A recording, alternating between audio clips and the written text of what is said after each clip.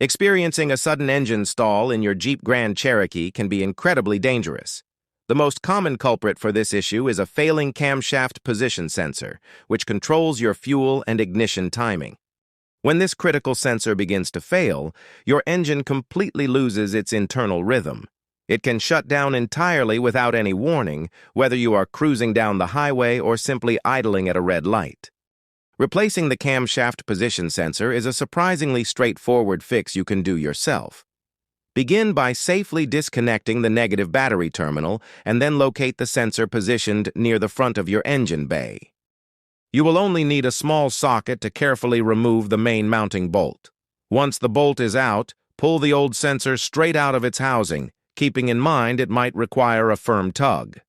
Always check the wiring harness for any signs of frayed wires or visible corrosion.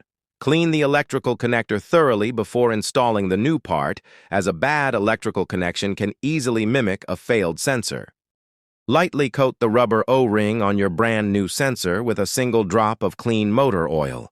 This simple step ensures it will slide smoothly and properly seat right into the engine bay opening.